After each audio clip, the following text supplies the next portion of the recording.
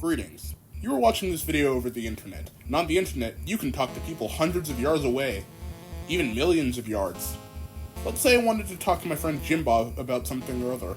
However, there's an issue. Schmeckledorf, the insidious one, wants to use our conversation data for malicious purposes, and he's not above hacking to do it.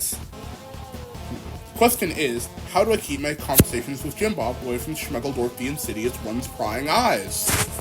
So, first off the bat, there's the option to not do anything. That isn't really an option at all, but I want to get a control case before I begin working with different factors.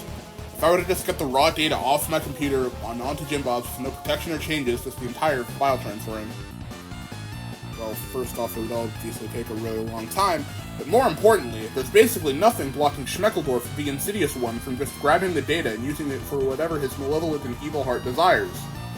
Or just leaving it be. But either way, we need to keep the information away from Schmeckledorf, the insidious one. So, how do we keep this stuff away from him? Well, the first idea to come to mind is by scrambling it. There's code for stealing information from prying eyes known as the Caesar cipher. Basically, it shifts each letter in a message down a certain number through the alphabet.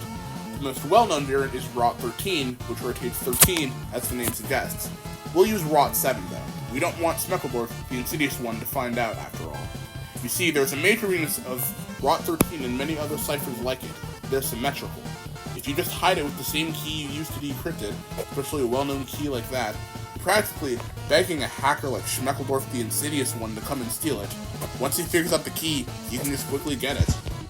So, we're just going to use ROT7, right? Nope. Even with a key like that, there's still a risk. If you repeatedly translate something in any Caesar cipher, you will originally find the original message. So, I guess we need to go back to the drawing board. Well, shoot, what do we do now? Well, if symmetric keys don't work, we could always try asymmetric key encryption. Basically, there are two keys we need to use, a public key and a private key. The public key gets posted publicly. There are sites for it, probably, but you could theoretically use anything. A video, a social media post, word of mouth that the network you're working with is that small. More importantly, you cannot get the private key out. That one, of course, needs to be private. Third, you need to make sure that the keys are interconnected.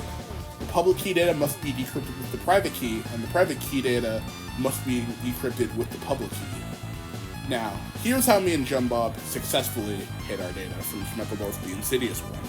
Step 1. Jim Bob made a key pair. He posted the public key to the world, but only he knows the private key. Step 2. I got Jim Bob's public key. Step 3.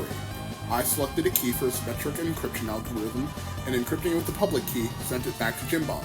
Step 4. Since Schmeckledorf, the insidious one, doesn't know the public key, he can't decrypt it. Step 5. We can use the symmetric encryption now that Schmeckledorf, the insidious one, hasn't a clue what the symmetric key is. Ta-da! And that is how I can finally bully my friend Jim Bob over being bad at Splatoon without Schmeckledorf, the insidious one, noticing.